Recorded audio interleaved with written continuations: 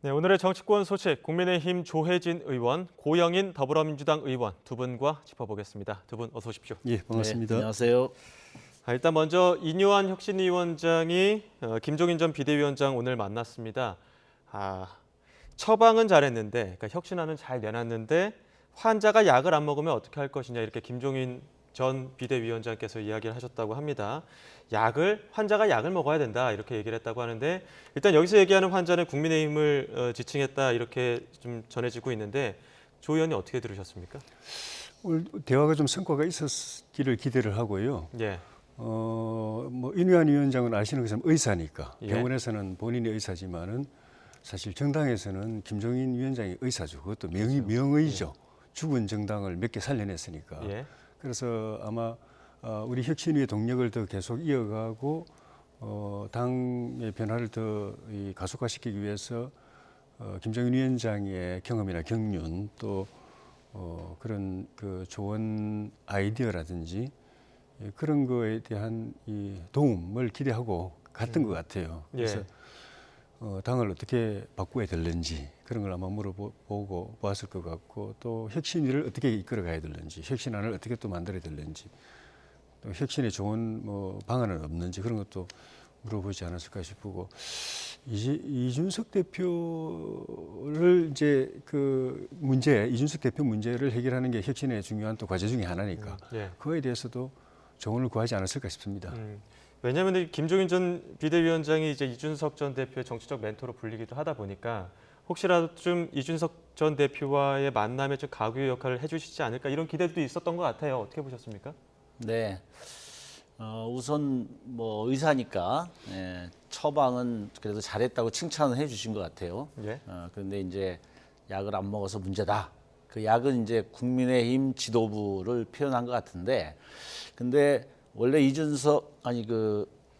김종인 전 위원장이 처음에 인유한 비대위에 대해서도 혁신위에 대해서도 그 좋은 점수로 이렇게 평가하지는 않았어요. 처음에 출발할 때, 그러니까 그 본인 스스로 갖고 있는 여러 가지 그 권한의 한계 이런 것들로 제약을 받을 것이다 이렇게 얘기했는데 오히려 지금의 문제를 정확하게 진단한 거는 저는 이준석 대표 같아요. 그러니까 환자가 서울에 있다. 왜 환자한테 약을 안 먹이고 엉뚱한 사람을 찾아서 먹이려고 하느냐.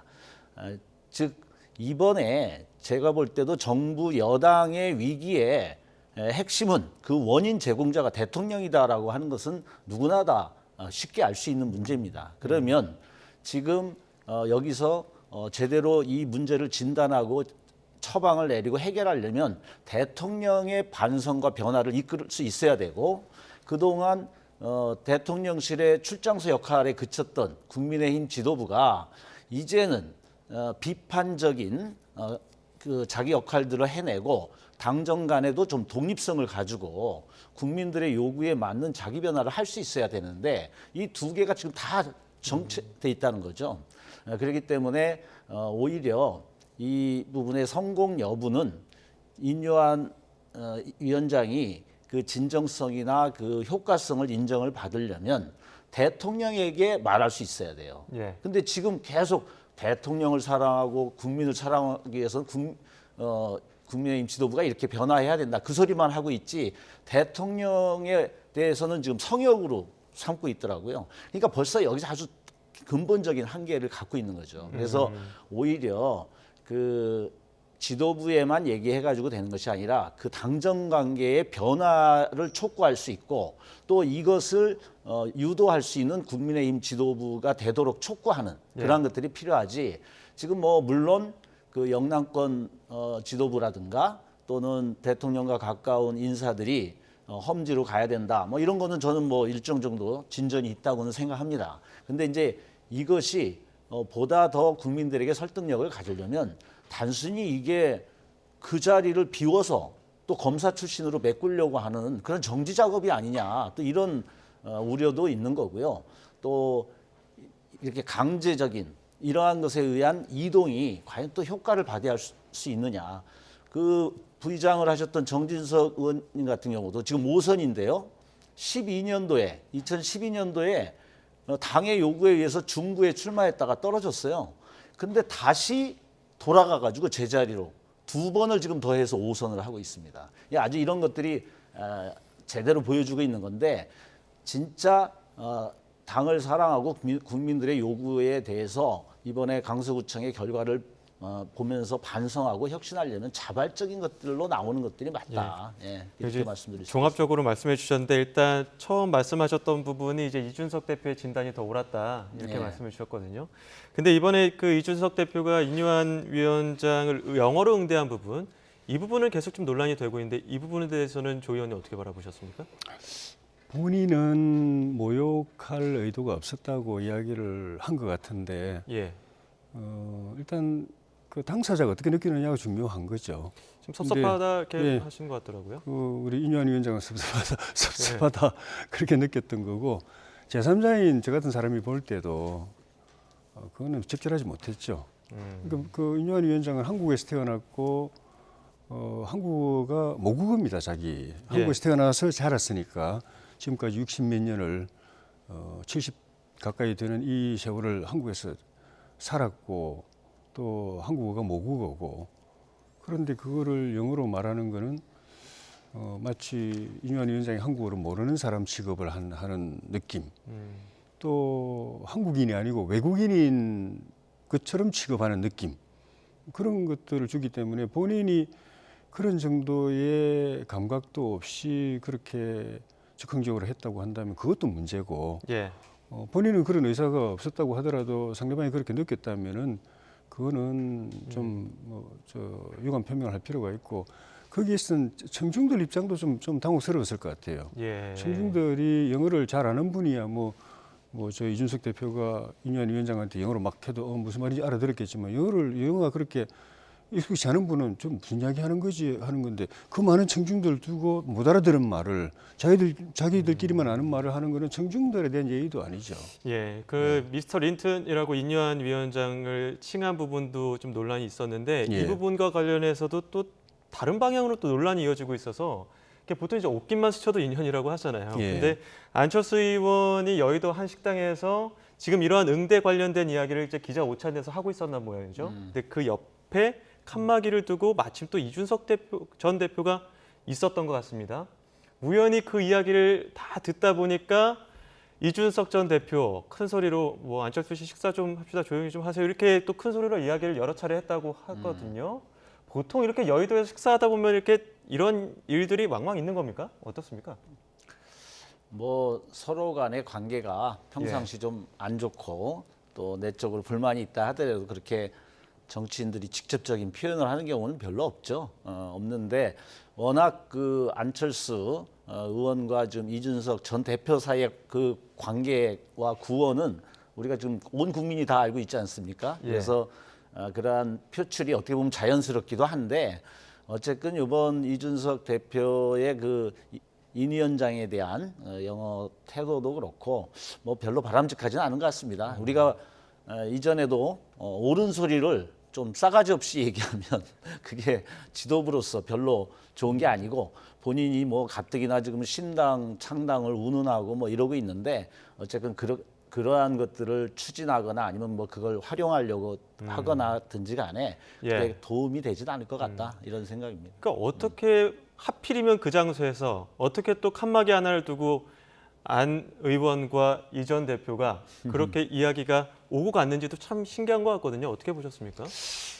그 우연의 일치라고 보면 또 신기할 수도 있는데 여의도가 좁고 또 정치인들이 이용하는 그 식사 장소가 사실 그렇게 많지 않습니다. 않죠. 그 식당이 여러 군데 있어도 가는 곳이 거의 몇 군데 딱 제한돼 있고 또 저도 식사하다 보면 옆방에서 뭐 목소리만 들어봐도 저건 누구다라고 들을 수 있는 사람이 막 이야기를 하는 경우가 있는데 이게 뭐 방음이 정확하게 제대로 안 되니까 막 소리가 들리는데 굳이 내가 듣고 싶지 않은 마치 나는 그냥 들려서 듣는 건데 그 엿듣는 같은 느낌을 줄 수도 있거든요. 어쨌든 그 말이 그냥 이렇게 사적인 이야기를 내가 막 듣게 되니까 내가 불편해지고 그런 경우가 뭐 여러 번 있었는데 그렇다고 뭐 저런 거 저처럼 좀 조용히 하세요 이렇게는 하지 않죠 잘. 그래서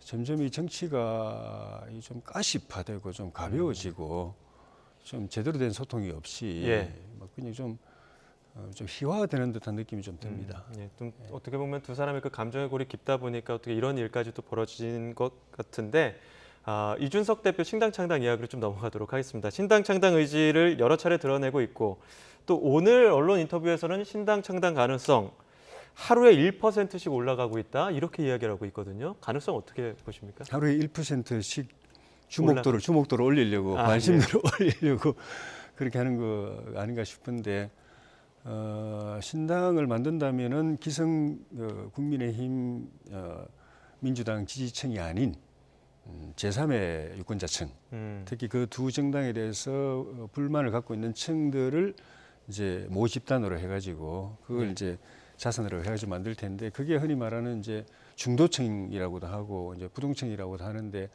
그런 제3의 정치 유권자층을 끌어모아 가지고 뭔가 제3의 정치를 해보겠다는 시도는 벌써 수십 년이 됐습니다. 그렇죠. 수많은 사람들이 거의 또 대통령 그 후보급에 해당하는 사람들이 시도를 했는데 거의 성공을 못했어요. 성공을 못하는 이유가 몇 가지가 있는데 그 중에 제일 핵심적인 거는 그 중도층이라고 말하기도 좀 애매합니다만은 그 계층이 제3의 계층들이 대개 다 정치에 대한 불신이 강한 분들입니다.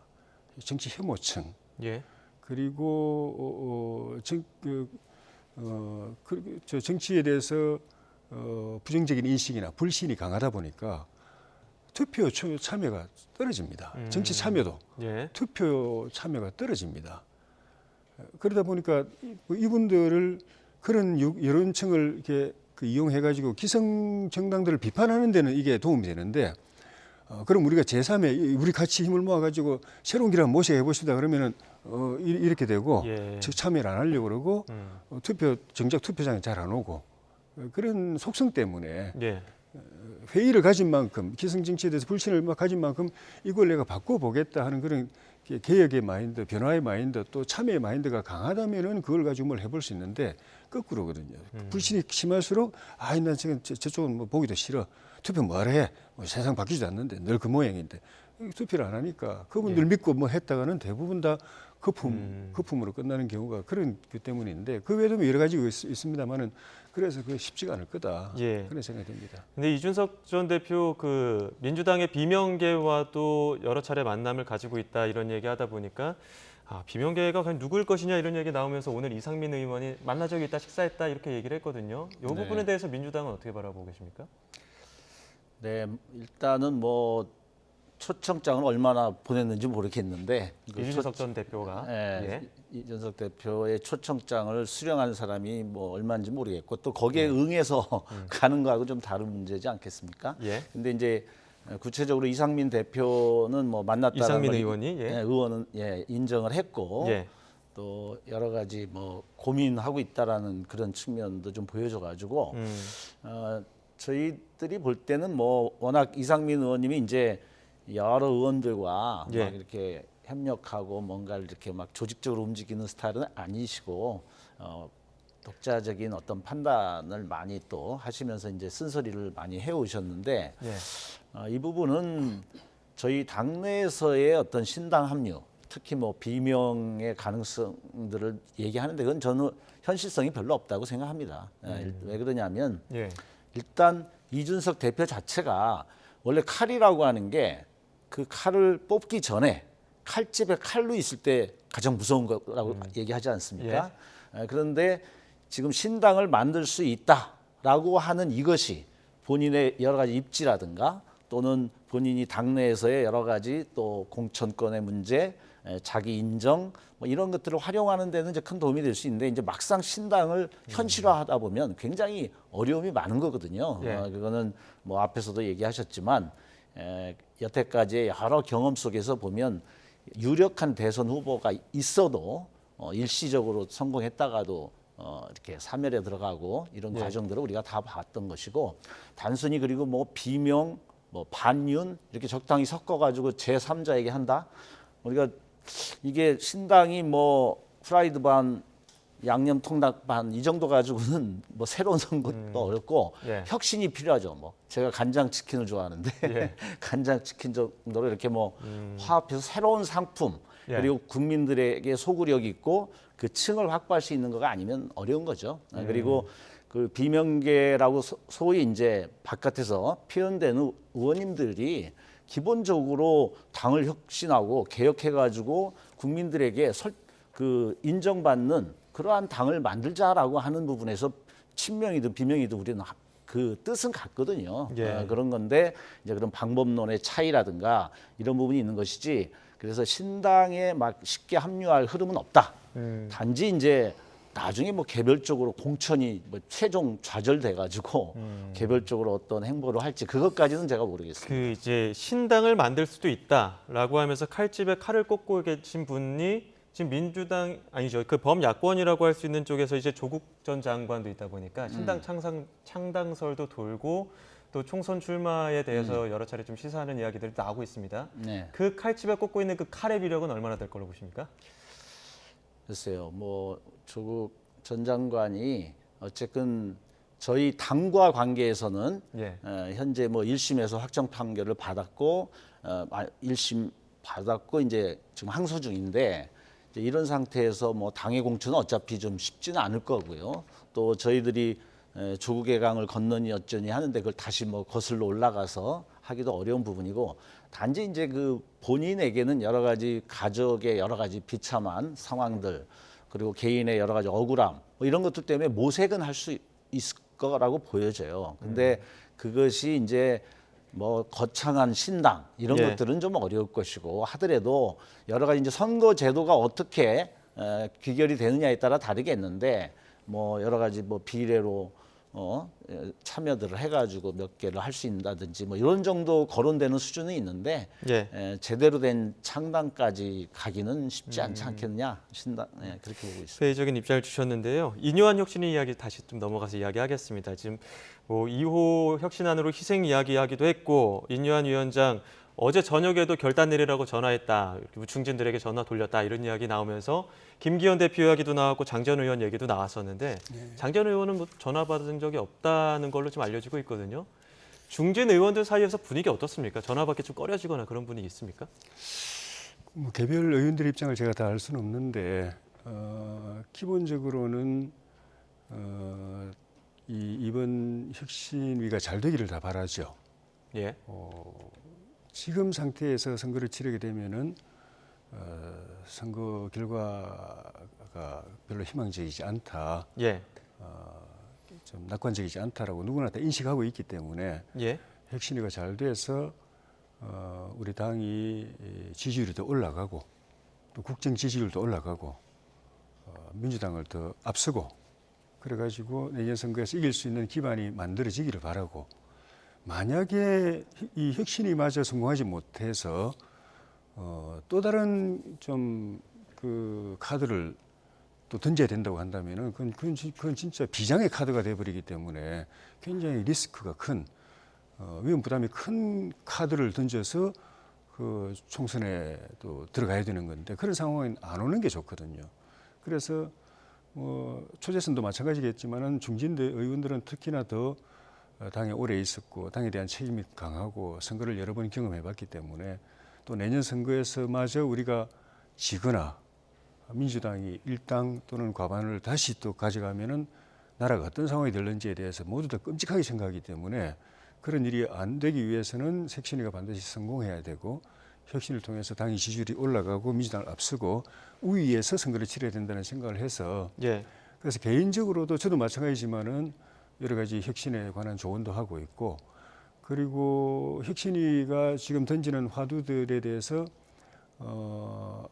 이제 중진 의원들 개별 입장에서 방향이 자기 생각은 좀 틀리다고 생각된다든지 또 방향은 같지만 구체적인 안은 또 조금 다른 이견이 있다고 하는 중진들도 있습니다. 그래도 말을 잘 안 하는 이유가 예. 혁신위가 일단 잘 되도록 힘을 실어줘야 되기 때문에 그런 소소한 이견들을 다 노출시켜가지고 혁신위가 순항하는데 걸림돌이 되거나 하지 않기를 바라서 이제 말을 안 하고 있는 것이고 예. 어쨌든 지금 분위기는 모두가 도움 되려고 노력하고 예. 힘을 실어주려고 하는 입장인 거죠. 그 혁신안 키워드 이게 세 번째가 변화인데 예. 세대 교체론 꺼냈거든요. 예. 그래서 지금 뭐 비례대표 연령 낮추기 의무화 논의할 것이다. 이거 검토해서 내놓을 것이다. 그러니까 청년의 나이 기준을 45세에서 39세로 낮추고 40세 미만 청년 비례대표 공천 의무화 검토하겠다. 예. 여기에 대해서는 어떤 생각 갖고 계십니까? 30대, 40대면 사실 큰 어른이죠. 그러니까 워낙 우리 지금 이제 연령이 고령화되다 보니까 예. 뭐 30, 40대도 어려 보이는지 모르겠는데 사회적으로 보면 우리도 다 그 시절 지나왔지만은 어른입니다. 그래서 그런 세대에게 정치에 참여할 수 있는 기회의 문을 열어주는 거는 굉장히 필요하고 중요하죠. 다만 이제 어떤 사람들을 그 세대에 속한 청년 세대라고 합시다. 청년 세대 2040 청년 세대 중에 누구를 발탁할 때 그 또래 집단, 그 세대에서 대표성 있는 사람을 뽑아와야 됩니다. 그 또래 집단에서 인정받고 있는 사람. 단순히 그 연령대가 낮을 게 아니라 예. 그러니까 뭐 그냥 개별적으로 무슨 신데렐라 데려오듯이 데려왔는데 그 세대에서는 공감대가 없다, 대표성이 없다 하면은 우리가 그 한 사람 배지 달아주려고 데려온 게 아니고 예. 그 전체의 민심을 가져오고 그 전체를 대변하는 사람을 뽑기 위해서 하는 건데 그 전체 자기가 속한 세대하고 소통이 안 된다든지 신뢰를 못 받고 있다든지 또는 대표성이 없다든지 하는 분을 데려오면 큰 의미가 없는 거예요. 자기 하나 빼지다는 걸 끝나버리는 거기 때문에 그런 사람들을 잘 골라오는 게 중요하고 특히 이제 처음 이제 비례를 오게 되면 정치 경험이 없다 보니까 여야 할 것 없이 정당의 기득권 기득 권력으로부터 휘둘려 가지고 뭐 이렇게 양당 간에 이런 그 극단적 대결 정치를 하는데 뭐 행동 대원 역할을 한다든지 이래가지고 정치를 더 악화시키는데 역할을 하는 비례도 많거든요.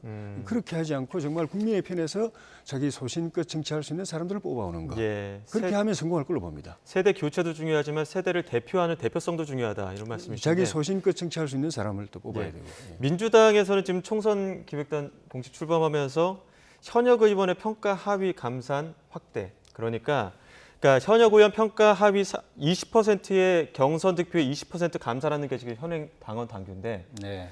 하위 30%로 대상을 늘리고 20%에서 그 하위 30%에서 최대 40%까지 경선 득표 감산하는 방안으로 어떻게 보면 총선으로 바꾸는 룰이 지금 검토가 되고 있는 걸로 보이고 있거든요. 이와 관련해서 지금 비명계에서는 많이 반발하고 있는데 여기에 대해서 좀 설명을 해주셔야 될 것 같아요. 네. 이게 이제 지난번에 김은경 혁신위에서 그 안을 제출을 했고 또 당시 이것과 함께 이제 대의원제 기존에 전당대회에서 대의원에게 표의 가중치를 주는 것을 폐기해야 된다. 이래가지고 이 두 가지가 아주 뜨거운 이슈가 돼서 의원총회에서도 경론이 벌어지고 그랬었는데 이제 당시에 지금 이거는 굉장히 분열적 요소가 있고 계파 갈등을 야기할 수 있으니 지금 얘기할 문제가 아니다. 예. 없애던가 아니면 뭐 나중에 미뤄서 이렇게 하자 이렇게 해서 이제 봉합을 했었던 상태인데 이제 이게 지금 다시 나오고 있습니다. 예. 일단은 지난번에 공천 TF가 있었어요. 예. 그러니까 경선 룰의 기본 골격을 다지는 건데 저도 TF에 들어갔었습니다. 예.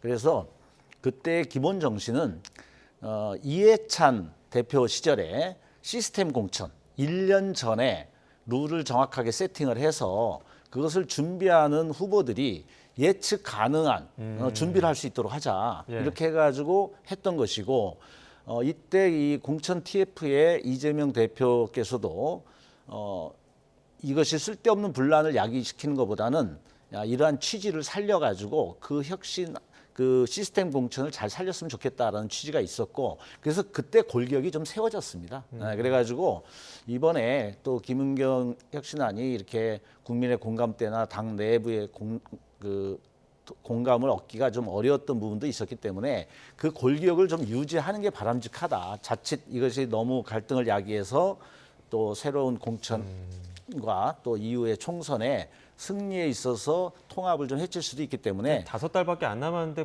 이제 와서 바꾼다는 게 말이 되냐 그렇죠. 이런 이야기인 것 예, 같아요. 그래서 이제 좀 기본 골격은 유지하고 예. 뭐 약간의 뭐 세부적인 것들은 당연히 좀 논의하고 또 상대적으로 국민의힘의 또 여러 가지 혁신의 변화 이런 거에 좀 맞추는 부분도 있을 수 있으니까 부분적인 거는 뭐 논의할 수도 있겠죠. 예. 그렇지만 골격은 유지해야 되지 않냐라는 것들이 좀 많은 생각들이 아닌가 이렇게 보여집니다. 지금 시간이 거의 다 돼서 두 분께 마지막으로 1분 안에서 좀 여쭙겠습니다. 지금 내일 민주당에서 이동관 방송통신위원장 그리고 한동훈 법무부 장관 포함해서 탄핵 카드 검토하고 있고 내일 또 확정이 된 최종안을 확정하는 걸로 알고 있는데 이게 호재가 될까 악재가 될까라는 좀 의견들이 좀 나뉘는 것 같습니다. 먼저 고영인 의원님 어떻게 보십니까?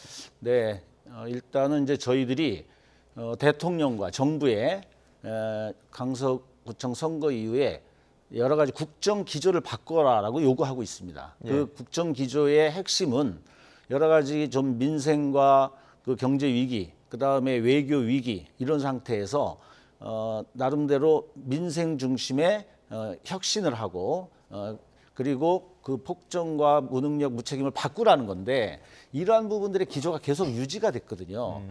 그런데 이제 그 정점에 이런 언론, 그 다음에 또 시행령 정치를 했던 한동훈 장관 이런 부분들이 여러 가지 국정에 있어서 난맥상을 야기한 부분이 있기 때문에 이 부분에 대해서 우리가 어떻게든지 견제를 하고 변화를 촉구하는 건 맞습니다. 예. 근데 이제 이것이 지금 탄핵이라는 걸로 저희들이 표출되고 있고 단지 이것이 아까 지적을 했던 것처럼 여러 가지 국민들의 요구나 정서 이런 것들을 좀 반영해서 어떤 형태가 될지는 좀 내일 좀 더 저희들이 심도 있고 합리적인 토론들을 해보겠습니다.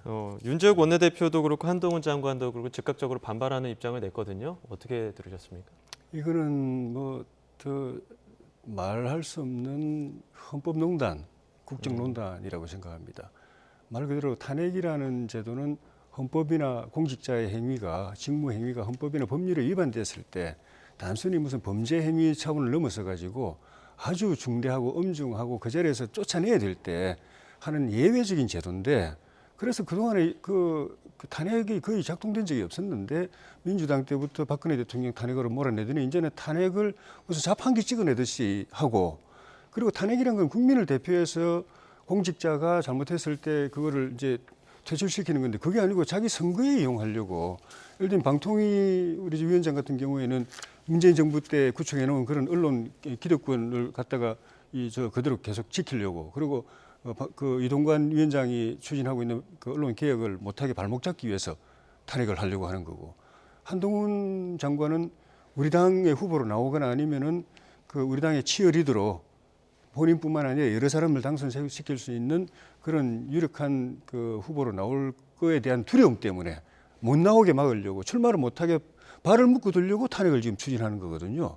이거는 헌법 정신을 완전히 위배하는 거고 있을 수 없는 일인 거죠. 그러니까 권력에 전형적으로 헌법에 사유하고 권력에 사유하는데 민주당이 정말 지금 갈 때까지 가는구나 하는 생각이 드는데 뭐 저는 개인적으로 그렇게 생각합니다. 국민들이 바라보고 있는 거예요. 탄핵이란 걸 저런 식으로 악용을 해 마음대로 남발해. 이상민 장관도 탄핵했다가 헌법재판소에 기각된 지 얼마 됐다고 벌써 그렇게 그 바라보고 있기 때문에 아마 뭐 발목을 묶는 이상으로 민주당이 정치적 부담을 져야 될 겁니다. 아직 뭐 우리는 뭐 한동훈 장관이 총선 출마한다 그러면 탄핵 안 시킬 생각도 하고 있어요. 그게 불리하다고 생각하지 않기 때문에 예. 그런 표현까지 했으니까 마치 총선에 못 나오게 하려고 탄핵한다 이건 좀 잘못된. 예. 아직 뭐 판단이죠. 검토 대상이고 확정된 건 아니기 때문에 또 내일 일총 결과도 한번 지켜보도록 하겠습니다. 지금까지 국민의힘 조혜진 의원, 더불어민주당 고영인 의원 두 분과 함께했습니다. 오늘 말씀 고맙습니다. 고맙습니다. 감사합니다.